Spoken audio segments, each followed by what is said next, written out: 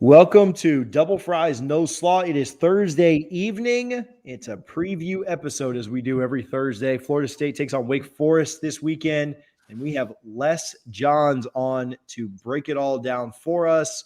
Myself, TJ Pittenger, Richie Barnes, and then Les Johns of the Deacon Digest. Les, how you doing this evening? Doing fantastic, TJ. Thanks for having me. Absolutely. Appreciate your time, and we'll try to be mindful. We'll try to keep you too long, but we do appreciate you coming on and hanging out. So first up, I got to ask you, we talked about this a little bit off air, but Double Fries No Slaw, obviously the Tallahassee folks, the FSU folks know that that's an ode to Guthrie's, the 2 a.m. chicken tender place there in Tallahassee. But if somebody's coming to Winston-Salem, where are you telling them to go eat? Whether it's by campus, off campus, wherever, like where are you telling them to go? Close to campus, I'm telling them to go to Putter's. That's the main place close to campus. Great chicken fingers, fries, and just about everything, kind of typical standard like bar, college food. For breakfast, I would hit up Mama Zoe's. I think it's always been clutch to me. And I'm trying to think. And there's a couple. Camel City Barbecue is probably the best barbecue place in town. Now that my former favorite, Bibbs, closed because of the pandemic, basically. So pour one out for Bibbs Barbecue that was kind of a local favorite. Its time is gone, and I miss it greatly. I think we've all had restaurants, establishments, and stuff like closed down their pandemic, and you're just like, that was my favorite, But yeah. Guthrie's is still going strong though. So the next time you're in Tallahassee, go by, tell them we sent you. We'll put a gut box on our tab, and you go get one. Just don't order coleslaw with it. I know coleslaw is big in your part of the country with barbecue and stuff, but when you're getting fried chicken from a tender place, or a fast food place, just skip on the slaw. Okay. Got it. Man, we appreciate you for coming on and hanging out with us tonight. We'll get into some quick thoughts. First, where I really kind of want to start with Florida State, kind of impressed the nation by, if you can impress the nation with losing, of course, coming off of a 3-win season, impress the nation with a great comeback, a play away from beating Notre Dame. I think a lot of people thought, man, maybe they're on their way back. Maybe they're headed back, just to kind of follow that up with very likely the worst loss in program history, losing to their first FCS opponent in kind of an inexplicable way too, like a long pass that didn't even get to the end zone, just a blown coverage and missed tackles. And anyway, what is the outside perspective on Florida State? Just from your point of view, how you kind of see it, how you think people in your part of the college football hemisphere see things and view FSU right now? Well, TJ, I mean, since it's the first ACC game of the season for Wake Forest, obviously Florida State was someone that Wake Forest fans were paying attention to, right? Wake Forest believes they're going to have a good season this year and that they're going to go from good to great. And, after being in 5 straight bowl games, they want to make that jump to kind of join the upper echelon of the conference. Well, to do that, you got to beat teams right now like Florida State, NC State, and Boston College. You got to beat teams in your division. And Florida State's the first one on tap, right? So Wake Forest fans were watching what Florida State was doing these first couple weeks. And I think after week 1, the performance against Notre Dame, Wake Forest fans largely thought, oh, wow, we're in deep in this one. It looks like the Noles are back. And then week 2 came, and just like you guys, had the dismay about it, Wake fans probably had a little bit of glee about the struggle that you guys had with Jacksonville State, and not necessarily wanted them to lose because you don't want that team to come in with their back against the wall, so to speak. Sure. But saw a lot of flaws in what they saw out of the Seminoles, on Saturday, and figured, well, this is a team Wake can compete with and probably win, which was just exactly opposite of what they felt 7 days earlier. So it's been, I think the feelings are kind of the same between Wake Forest fans and Florida State fans, except for obviously Florida State fans are much more passionate about their thoughts on the program. But I think everybody really thought that Florida State was going to be formidable this season just 10 days ago, and that just all got kind of blown up in 60 minutes of time. So Les, I was going to talk to you about that or ask you about that, and you kind of answered it, but just to expand on it a little bit. I'm putting myself in the shoes of a Wake Forest fan, and I'm watching last week. part of me is really hoping Florida State wins that game because, like you said, you don't want this team coming off of, like TJ said, the worst loss in program history, pissed off. Mike Norvell, probably the most important game of his coaching career. If Florida State had snuck by with a win, I feel like as a Wake Forest fan, I'd feel a little better. Does that sound accurate from you or your followers who are in that Wake Forest community? I asked some of the players that this week, and they didn't buy into that assertion, but that's how I view it. If I had my druthers from a Wake Forest perspective, I would have rather Florida State got tested and that some flaws show up on tape, but that they come away with the win somehow to where they weren't quite as focused for Wake Forest. You know what I'm saying? So, I think Wake is going to get Florida State's best shot. Whether that's good or not, we'll find out, Saturday afternoon at 3:30. But I'd have no doubt that Norvell and his team will give their best performance of the season so far. Yeah, and it's tough to extrapolate a whole lot of information from Wake Forest's first two games with Old Dominion and Norfolk State. But I guess knowing that, do you feel any better, worse, or completely indifferent preseason, how you felt about Wake Forest and after these first two games, which again, we can't take a lot from, can we? You can't take a lot from it, but here's what I would say. We're really lucky as people who cover Wake Forest athletics. There's only a handful of us, but Coach Dave Clawson gives us full access to fall camp. So we got to see every minute of every practice up until like game prep week. Once they started legitimate game prep for the opener, then we were kicked out. So those last like 7 or 8 practices, we weren't there, right? But for 3 or 4 weeks, we saw everything. And I saw a team that I thought was really good. I really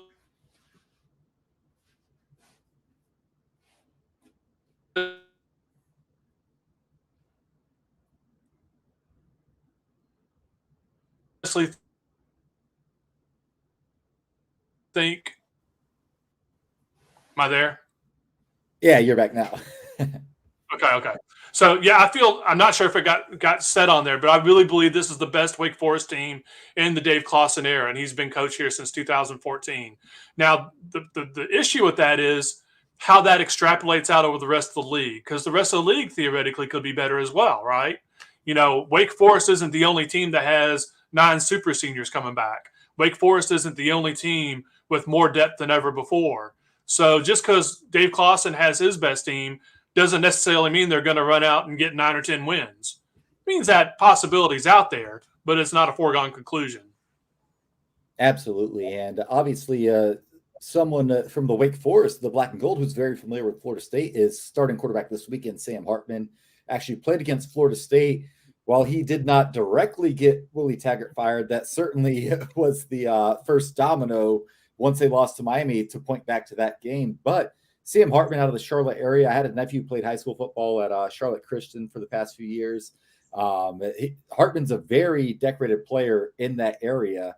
What is the confidence level of him? Because, obviously stellar numbers the first 2 weeks against inferior opponents, but he's also a experienced, proven quarterback, right? And he's not going to hurt his team. He's going to do the bare minimum and exceed, but he's not going to throw a bad interception or take a strip sack. He's just that player. He's going to be on top of things. Where's Wake Forest thoughts on Hartman heading into this game against this Florida State defense that seems to be improved, but still clearly has some brain farts, to say the least?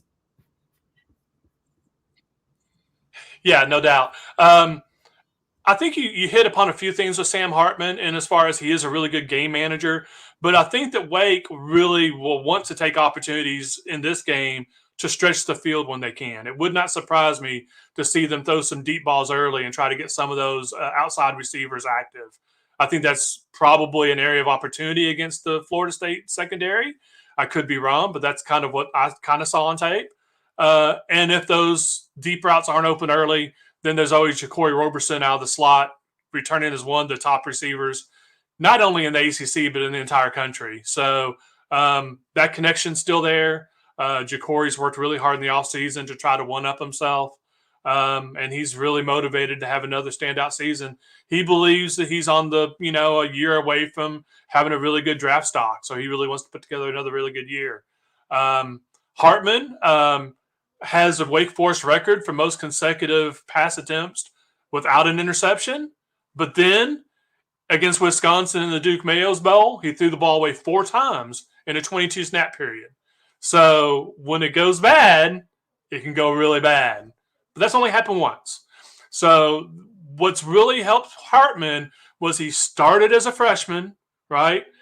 Got injured at the back end of that season, got injured in the 9th game of the season against Syracuse. Jamie Newman took over, and then Jamie Newman ran the offense the following year, and Hartman kind of watched from the bench and learned a lot. And then, of course, last year was just what it was. It was a mess everywhere. So he had a good year, but it could have been better. Looking at the other side of the ball, McKenzie Milton listed this as the starter. We all kind of saw, very small sample size, but magical performance from him late in the Notre Dame game. And then, last week, not as successful. Expect Milton to start. Travis was out of practice one day, but then was back into practice the rest of the week. So would expect him to be kind of good to go as well. But, never know kind of what that percentage side would look like. Thoughts on Wake's defense? Are they susceptible at certain places? If Milton or Travis had a great game, I mean, anybody has a great game, it's going to hurt the other side. But like, where are they more susceptible? Who could maybe give them more trouble? What are your thoughts on how the quarterbacks are used at FSU and then how kind of Wake defends it? Strangely enough, from what I saw, I think there were some Wake Forest fans that probably breathed a sigh of relief when they saw Milton was a starter because they're really concerned about a more mobile quarterback. Even against Norfolk State, the contain broke down a few times, and their quarterback was able to grind out a few first downs against the Wake Forest defense just by extending the pocket and breaking free. So there were some Wake Forest fans that were pretty happy to see Milton as a starter. Now, I don't necessarily feel that way because I saw Milton on target early in the game last week and just receivers drop balls. I mean, he had a touchdown drop early in the first quarter, right? It was just brutal. I mean, dude was wide open. I'm not sure who the receiver was, but Milton just nailed the guy in stride and it was dropped. To me, Milton looks great. I think Wake Forest has a really good experienced secondary now. I think the defensive line is underrated. I think that with Carlos Boogie Basham have gone in the second round of the NFL draft, people believe there's going to be a drop-off at defensive end. But there's kind of like a double-headed monster there in Rondell Bothroyd and Jasheen Davis. And Jasheen Davis is a freak. He's just a nonstop monster. He's someone that's going to be in your backfield whether you want him there or not. Just keep that name because he's a second year. I'm telling you, he's going to rack up some numbers. And I'm sure he'll make himself known this week. He's someone we heard about all spring camp. And then when we were able to get to fall camp and watch him work, he was just phenomenal. So I don't think there's going to be a drop-off at defensive end despite Boogie Basham going to the NFL. And because of that, I think there's just great depth there. They're going to be able to cycle guys in and out. I don't really believe the Noles have depth on the offensive line. So Wake's going to bring fresh guys all the time. And there's going to be tired guys on the offensive line. I think that's a matchup that's going to work really well for Wake Forest. We talked a little bit about maybe the fan base's confidence after how it's kind of ridden on a roller coaster, right? I was kind of shocked at the line that came out for the Notre Dame game when Florida State was only a 7.5 point favorite. And then after losing to Jacksonville State, I'm again a little bit surprised that the line is only 5.5 for this game. I've even seen it in some places like 4.5, 5, right? So, are you surprised that line is as close as it is on the road? I mean, they're basically saying that's a 1.5, 2 point spread on a neutral field, and not that Wake is a walkover location, but it's not, maybe the most intimidating. It's not like you're going into the, Clemson or, Gainesville. I don't want to upset any Wake fans that may check us out, but it's just not those places. Right. And so, thoughts on the line being as close as it is, or is that, we'll get into score predictions a little bit later, but I feel like that's low. Like, I like Wake to cover that. We'll talk about score later, but thoughts around that? I mean, I see what you're saying. I think that the lines, as as a rule, are largely determined by the betting public, right? In the end, the line is determined by the betting public. And the general betting public is seeing Florida State on one side of the ledger and Wake Forest on the other.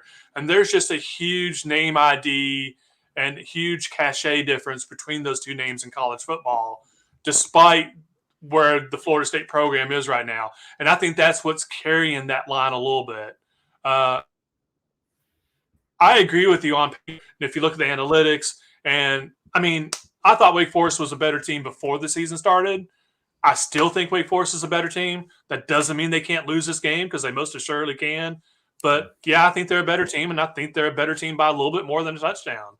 I mean, I could be very close, but, yeah, I think that's an extremely low spread for the way the season's played out for these two teams and the talent level and experience of the two teams. Yeah.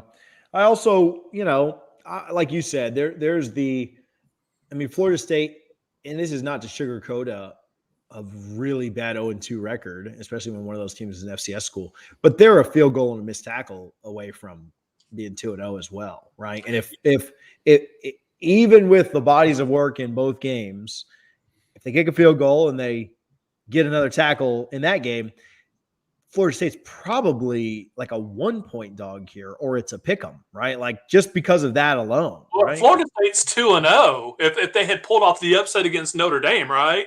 Yeah. And then beating Jacksonville State, Florida State's probably a touchdown favorite, right? Sure. I mean, at least it might be like 3 or 4, but yeah, they're probably a favorite. They're probably a favorite. Yeah.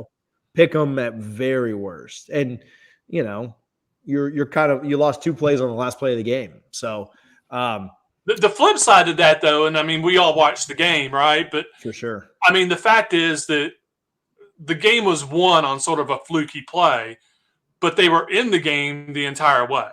They played a fairly even football game for 59 minutes and 54 seconds with Florida State. So you can't take away from that it wasn't a fluke that they were there. It was a fluke that they won it at the end, obviously. Right. And beating FCS opponent by 3 points is not acceptable. No. Like it just shouldn't be the case. So somebody asked the question, thoughts on FSU secondary against Wake. You talked a little bit about the quarterback, about Hartman.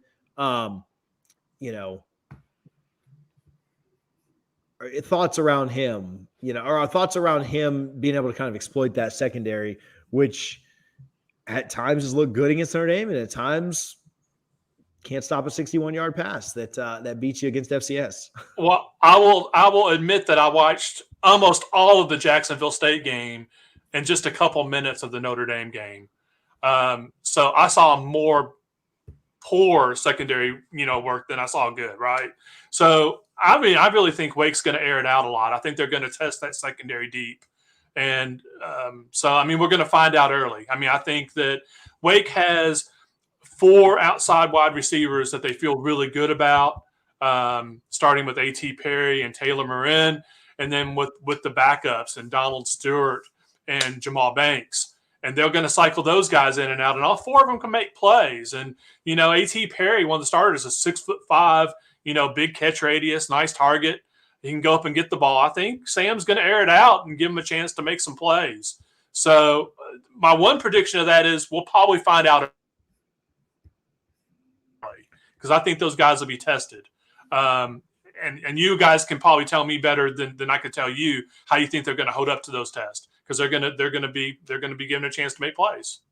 Yeah, I mean, against Notre Dame, Florida State secondary, it really had less to do with their secondary and it had more to do with the D line, right? If Jermaine Johnson and those guys can get pressure and keep you guys in 3rd and long, then I think that's more. If he's got time, it's not going to be good news. And that's probably the case with 98% of secondaries out there, right? Like it's more about the front 4 than it is about the back 4. And so, if Florida State's defensive line plays, Jermaine Johnson's been a monster, one of the best players in the ACC on the defensive line so far this year. Again, one of those against a fairly young Notre Dame line, and then also against the FCS line, but he's looked great, and so if he and the rest of the line can kind of get pressure, then I think they'll be right there, and that will make the defensive secondary look better. Okay, cool. We told you about this before we got started. We have also talked about this with everybody on here. We are going to do our prize picks over under segment. We've got 5 picks this week, all from the prize picks app of over unders that are happening in this game, this Florida State versus Wake Forest game. So we brought in an expert to be able to talk about it. Download the prize picks app today. Use code NOSLAW, that's no spaces in it, for a 100% match up to $100 on your first deposit. Again, it's the prize picks app. Enter code NOSLAW and you get 100% deposit, 100% match up to $100. Harlan, get in here. You've made like $300. You've won like $300 on this prize picks app. So we'll let you do the over unders with us. Richie, I don't know if you're keeping count of the entire year of where we're at. But Les, there's no pressure on you because you're not going to be back on here next week for us to recap how people did. So you're relatively safe. So Richie, how did we do last week? Do you have last week's up, or are we just rolling right into this week's? Oh, we're just going to roll right into it. But I will say last week, and I got to shout out our producer Harlan here. He brought to my attention that they were running a promo.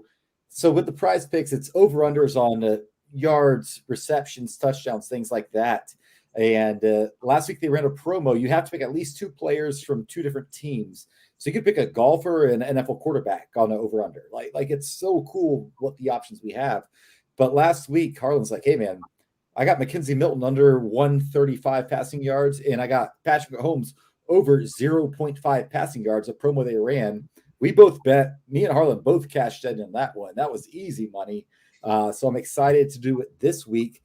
But with that said, let's get into our players. For the Florida State Notre Dame, I got 3 Florida State guys. Or not Notre Dame, Wake Forest, 3 Florida State guys, 2 Demon Deeks. We're going to start, guys, with Mackenzie Milton. Prize Picks has it at 162.5 passing yards. I think I'm going to go under here. Let's go to our guest, Les, first. I'm going to take the over. All right. TJ, Harlan, what are y'all thinking? Yeah, I got over as well.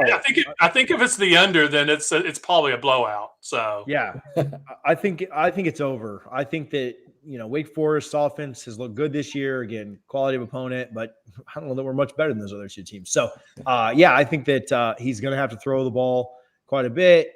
You just get one long one, he'll hit it. So yeah, I'll take over 162.5. Harlan. And plus, Wake plays at a fast pace too. In case you guys don't remember, I mean they're gonna go. There's liable to be 80 plays on each side. So don't tell Richie all that, bro. I don't want him to change his pick. So being the pro that I am at this app, I know that the college numbers released on Wednesday, and I got McKenzie at 149.5 already put in. So I'm going to go over as well. That's in one of my bets right now. So I'm going to go over. All right. So I'm the only one on the under there. Let's go to the other side of the field. We talked about him a good bit. Sam Hartman. He's at 256.5. Harlan, kick us off here. I'm going to go under there. I'm going to pray for our defense. It's my wedding day, so they better prove me right. But I'm not putting any money on them. All right, TJ. I need a minute. I got to do some research on this. I will go Les first. No, Les, go ahead. It's weird because given my over-unders, you would think that my pick would be Florida State winning. But Wake Forest does have an extremely balanced offense. So even if they get 400 or 500 yards total in the game, it's going to be split out fairly even. So I'm going to go under on this one and still say that Wake's going to be successful, but it's just not going to be like a 300-yard passing game for Sam. All right, so TJ, what do you say? Yeah, I'll go over here. Florida State's defense against the run has improved, I think, this year with that defensive line. Having a linebacker out due to a targeting, which is the dumbest rule in college football. Kalen DeLoach out for the first half of the game could hurt a little bit, but I like the over. I mean, Jack Cohn threw for 360. They only, Williams, they were in for 42. I like Florida State's run defense. But I think we're going to put them in a lot of 3rd and longs, and they're going to convert a lot of them with their passing attack. So give me the over. All right, let's go to Jayshon Corbin, the one of the few bright spots of the Florida State offense. I think him and Jermaine Johnson, the 2 best players on Florida State's entire roster through 2 games, 85.5 rushing yards. I'm taking the over. I see him going for 3 figures here. I don't know how good the offense is going to be, but I think Jashawn Corbin and Mike Norvell is going to commit to the run, and he knows Corbin's his best running back by far. So I got to go with him. Let's go to Les first on this one. Wasn't there an issue with him not getting enough carries late in the game against Jacksonville State? Absolutely. Isn't that kind of like one of the controversies I heard? So he only had 15 carries in the game, over 100 yards. And in the fourth quarter, when we needed him the most, we went with Lawrence Toafili, a COVID freshman. I guess that's what we call him now, not redshirt, a COVID freshman, who is a home run threat, but not the back you want when you're trying to grind out a game and close it out. We said this on the last pod, Les. I blame the players like 2% and the coaching like 98% for Jacksonville State. I do not think Mike Norvell, they thought they had a layup with Jacksonville State and wanted to get ready for Wake Forest. Huge mistake on his part, and we'll see what the long-term ramifications are. But yeah, it's Corbin should have been getting those carries that Toafili got, and that's part of the reason I want Corbin over this week, because I think Norvell's going to say, let's give this guy the ball 25 times. I'm going to go under. Oh, after I just sold you on the over. I know. I listened to every word you said, Richie. All right. TJ Harlan, what are we at? Man, I think Corbin's been great this year, and if Florida State is in this game for the majority of the game, then I think he goes over. Because they're able to run a balanced offense. They're able to continue to run the ball well like they did against a good Notre Dame front seven.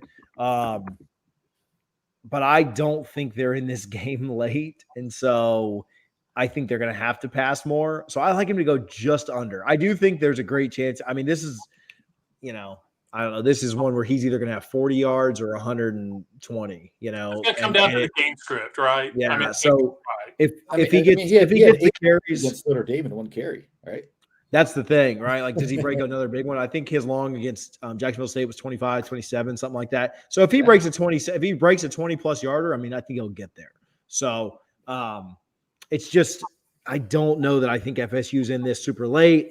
I don't know how much they can commit to the run, but if they do, he'll go over. Because like you said, they won't make the mistake again where they give someone else his carries. Harlan? So you're taking the under, saying Florida State gets blown out. I don't know that I said it was a blowout, but I think that they'll have to pass more than they'll be able to run. All right, Harlan, where are we at, man?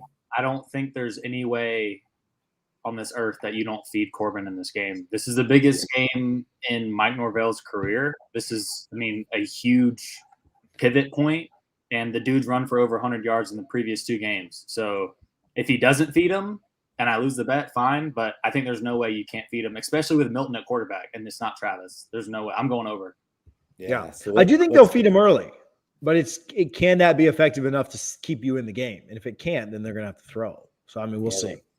Let's flip it back to Les here and go to Christian Beal-Smith, 74.5 yards. Really good running back. Florida State's defense line has been solid, but what are you thinking, Les, on 76.5, 74.5? 74.5. Yeah, 74.5 yards. I'm going to surprise you guys and go under. And the reason I'm going to go under is because Wake utilizes like a 3-person split at running back, whereas Beal-Smith is a really good back and he is talented and he's got game-breaking speed.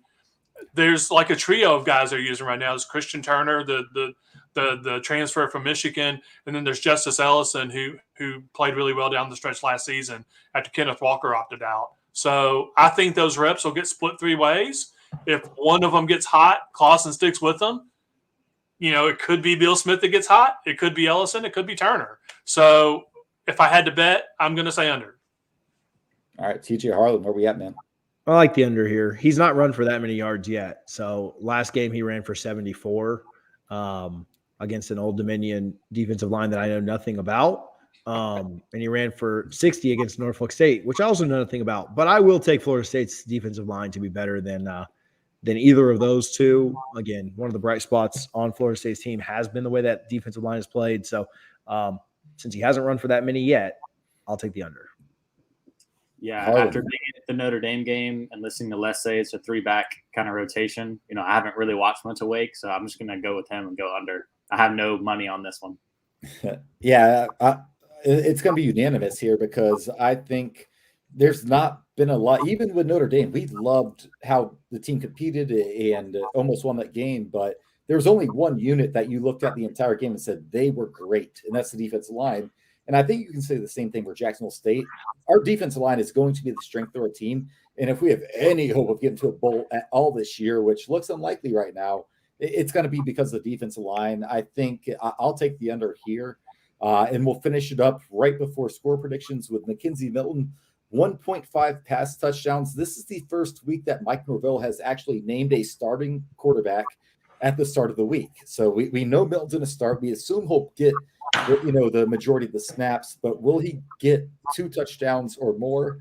I'm going to say yes, reluctantly, because I do think we'll score in the 30s, low 30s potentially. The running game's a strength. So once we get to the red zone, that's where Corden comes into play. But I'm going to say Milton, he gets 1 long touchdown and just one other one, short one off a play action or something. I'll take the over, I guess. Harlan, TJ, then Les. Yeah, I'm going to go with under because I think they're going to try to ground and pound this game. We might work our way down the field with Milton, which is why I went over on the yards. But I think once we get in the red zone, they're not going to go 4th and 1 on the goal line and throw a jump pass fade to a freshman receiver. I think they're just going to pound it. So I'm going to go with under. Yeah. I'll go over. Life's too short to bet under, so let's go. Les, what's up, man? I fall into Harlan's line of thinking as well, so I'm going to go under. He was persuasive. All right. Les, thank you so much. We'll get you out of here, but not before we get a score prediction for the game. My confidence level, whether I pick Wake or Florida State, is like a 2 out of 10. I don't know what's going to happen. I don't have a clue. I have a prediction in mind, but I'll let y'all go first. Let's let the guest of honor, Les Johns, go first with his score prediction this weekend. It's a tough one, like you said. There's very few outcomes in which I would be like shocked, right? I think a lot of different things can happen. But I comes out on top of this one, probably by a couple touchdowns. I've got Wake Forest 42-28. All right, Harlan, let's kick it to you next, man. What do you think? It's your wedding day. Florida State can't lose on your wedding day, right? Yeah. So Florida State's done a lot. Florida State's done a lot more losing than they've done winning since he's known this girl. So Actually, real quick, I want to ask Les. That's a fireable offense for a podcast producer to get married on a college football Saturday, right? What football fan gets married on a college football Saturday? It's just unfathomable. It's one of the most inexplicable. That might be more inexplicable than the finish to the game Saturday. The only say I had was it couldn't be a home game, so that was the only say I had. So could not be and let should have done it last week is when you should have done it. Good Lord. so let's in Harlan's defense before I get his score prediction. I told my wife when I proposed, we are not getting married in the fall. Pick any weekend in the spring you want.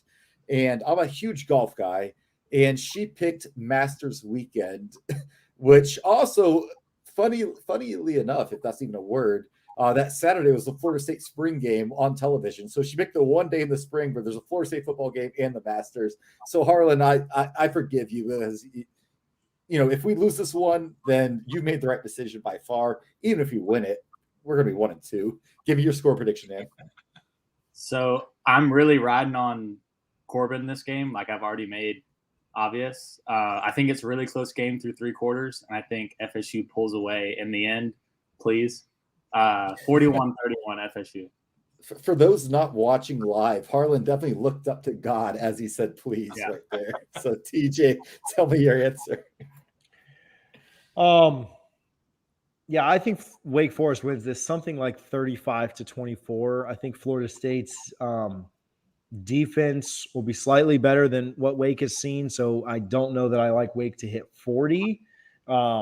But I think that they do get quite a few touchdowns. Florida State, I don't think is super great in the red zone. And so Wake doesn't have to kick any field goals. Florida State keeps it fairly competitive, but is playing catch up for most of the game and can't get over that hump. 35-24 Wake Forest. Yeah, so and TJ, you and I have discussed this, I feel like for a month or two on the podcast now, that this was the most important game on the schedule, right? Wake Forest week 3. Last week just compounded that, right? Like Mike Norvell, that was a layup that he dropped the ball entirely. He is a miscalculation that might come back to cost him his job, honestly, because that's how egregious that loss was. But I think being 0-2, we're going to learn a lot. I think by 4:30, we're going to know everything we need to know about this Florida State team in the season. I think the team does rally around. I think Mike Norvell does have this team. I think Wake Forest is the better team, and they're definitely more disciplined. 6 penalties in 2 games. Florida State had 11 last game alone. But if they don't shoot themselves in the foot, I think Florida State can keep this close for 4 quarters. I'm actually going to pick them to win 34-31. Again, confidence level, 2 out of 10. And if I picked Wake Forest to win, it'd be the same thing. I see 3 possible outcomes. A Wake Forest win close, a Florida State win close, or a Wake Forest blowout. There's no way I see Florida State blowing out Wake Forest, but everything else is on the table for me, and I have no confidence in it at all. So call me a homer if you want. I'm taking Florida State. You're absolutely a homer. A walk. You're always the one to do this. I'll just say, I'll just say, if we lose this week, I don't know if I'm picking us to win another game outside of UMass. Well, I don't know. I think Syracuse and Louisville are both worse than Wake, and those two will be than Jacksonville State. Worse than Wake, right? Like if we go up to Wake and lose by 3 and look decent doing it. I mean, I'm not really happy that we're 0-3, but I mean, I don't know. I think, I'm not that. I mean, we've hit rock bottom, so there's not much lower to go than losing to. I mean, losing to Wake. I mean, that's almost like a badge of honor after you've lost to Jacksonville State. So, anyway, as long as you don't lose by 20, right? Like, let's wrap this up.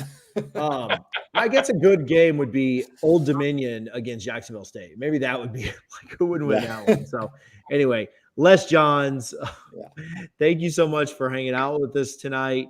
Where can people follow you? Where can they find your work?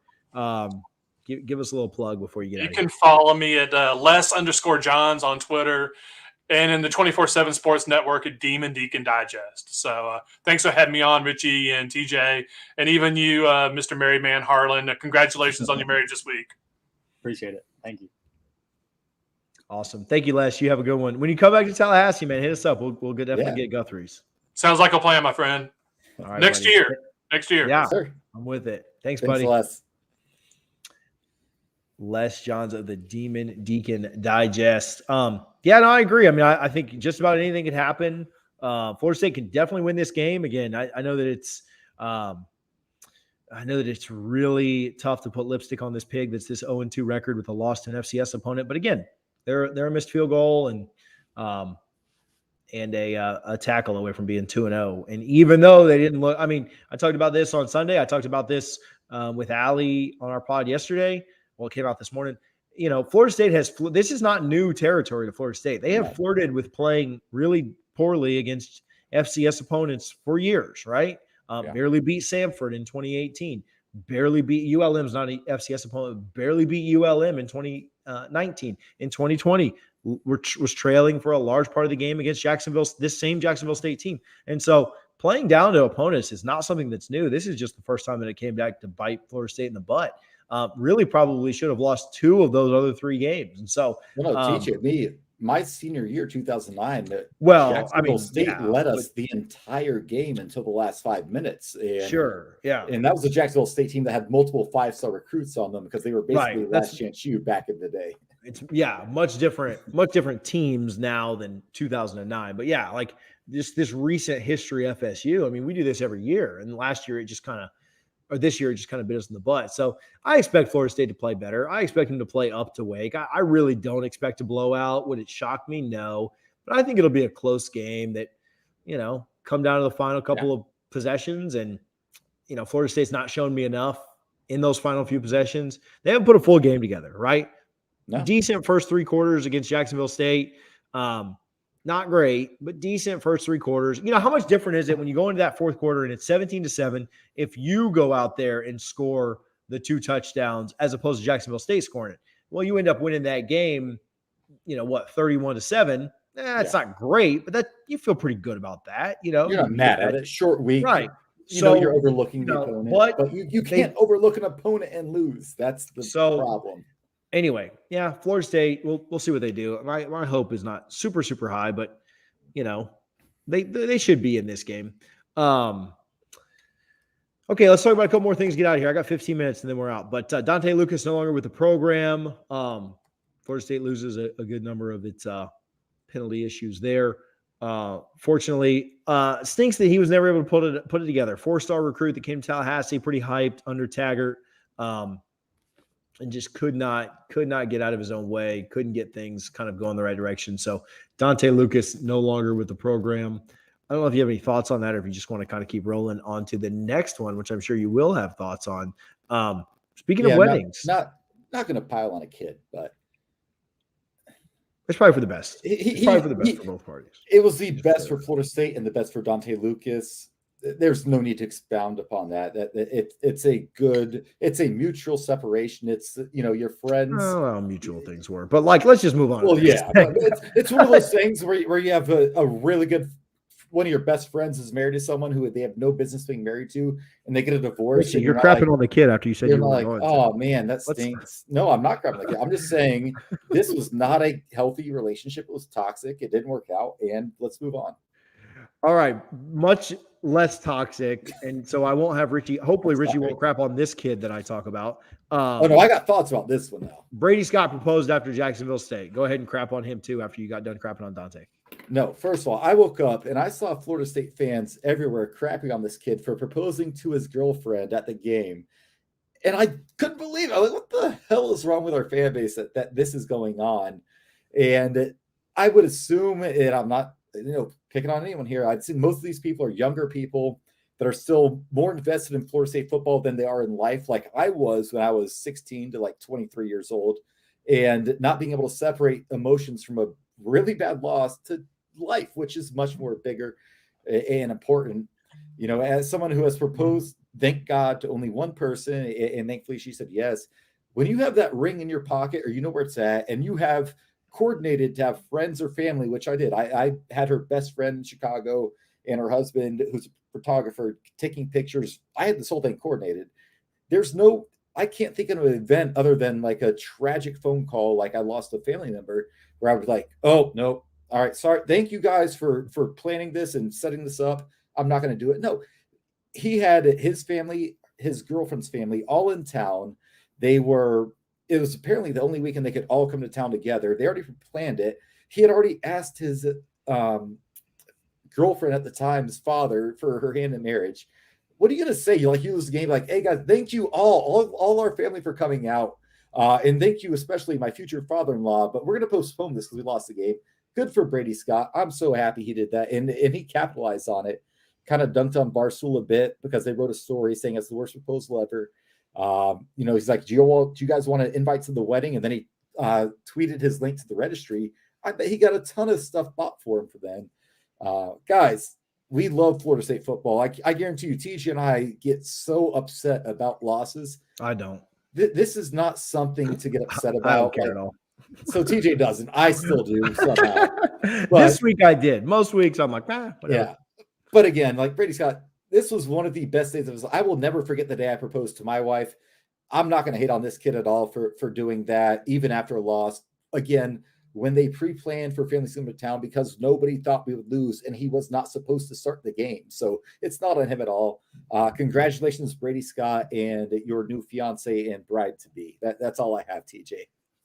While you're ranting, go ahead and continue ranting on the ACC basketball schedule. We'll wrap up and get out of here.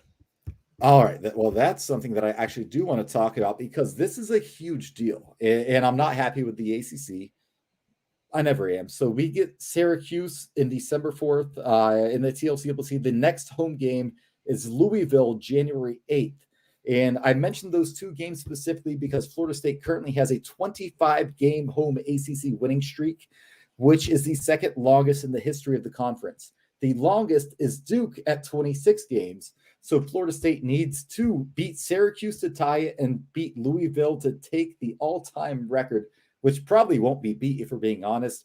A lot of good home games. I knew the ACC would do something like this. like put a Louisville or a Duke in those first 2 games because they want to protect Duke. Conspiracy theorists, yes, but it's just frustrating. They couldn't give us, Georgia Tech and Miami or Miami twice or something to guarantee we'd take it over. But I'm excited for the basketball season. There's plenty of time to get into that. But the 2 huge games to circle, December 4th, Syracuse and TLC Double C, and January 8th. If Florida State wins both of those games against Cuse and Louisville, they will now be in sole possession of the longest ACC home court winning streak in the conference's history. And Florida State's only been in the conference since '92, so that would be amazing.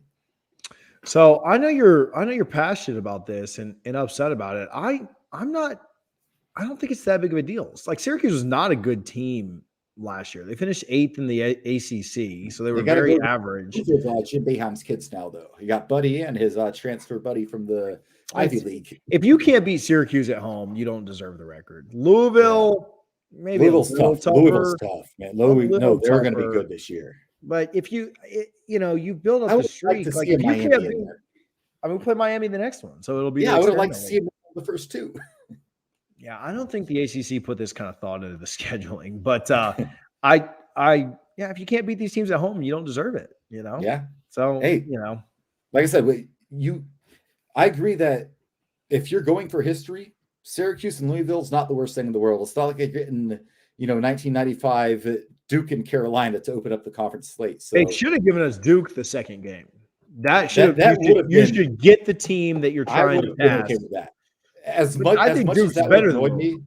Yeah, and Duke's going to be more talented than us this year and probably a better team, definitely from a talent standpoint. But I would have loved that, TJ, if it was give us a layup, the worst team projected in the ACC this year, and then Duke, and then that would have been fun. And my goodness, ESPN, you could have played that on a Saturday night and made a storyline. You dropped the ball there. Florida State beat Louisville by 13 and 15 last year. If they don't win this game, I'm not thrilled. So I think this is easy cake, bro. This is easy. Beating both those teams, no sweat at all. Basketball rosters can flip like crazy in 1 year, though. Like it's not like football. Coaching staffs can't. Coaching staffs can't, though. So that's true. Hey, we got Ham, Gates. Yeah, we're good. Dennis Gates doesn't coach for us, does he? Or Young. See why? Come on, man. All right. Before Richie gets us in any more trouble tonight, bunch of sporting athletic events just around Florida State. Last night, volleyball won in 4 sets against Florida in a game they honored the late Brianna Berry. They actually really were up big in the first set and ended up kind of blowing it. I was like, oh man, that was our chance to come back and get an upset against the number 14 team in the country. They won the next 3 sets to win 4-1 against the number 14 ranked team in the country, which is the Gators. Vic, our intern, did a pretty good write-up on that. There were some cool videos and stuff. So check out doublefriesnoslaw.com for that. Soccer is back this weekend. They play at 6 at home at the Plex. Football should be just about wrapping up by that time. So go check out the soccer team on their, I think, 7-game winning streak to start this season. Also, they have won their last 8 true road games. So a couple of winning streaks going on for soccer. Men's golf tees off this weekend. They hit the road for the Fighting Illini Invitational. So that'll be fun to see Coach Jones, couple-time guest of the show, go up there and take part in that. Florida State's cross country competes tomorrow morning, September 17th. They're in Tallahassee. Both the men and women are ranked. And then obviously football plays 3:30 on ESPN against Wake Forest in what we have talked about as the most important game of not only the season, but maybe Mike Norvell's career. So we'll see if Florida State can find a way to rebound, find a way to get a big win this weekend, not only in football, but in all of the athletic events that are going on. Shout out Harlan. I got a big shout out for Harlan this week. I won't do any other shout outs. I've got other people I could shout out, but I save it for just Harlan. Harlan, if Richie shouts out anyone but you, after all these wedding and bachelor shout outs that he's had, we'll kick him off, bro. Shout out Harlan. Good luck this weekend. Don't be checking the score of your phone. Like, just enjoy everything and congratulations. We're happy for you. And then enjoy the honeymoon. I'll try to bug you while you're on it, but congratulations, man. Happy for you and good luck. Yeah, I'll echo that. Shout out to Harlan. It definitely my wedding day is still one of the best days of my life. So I certainly hope it's one of the best of yours, Harlan.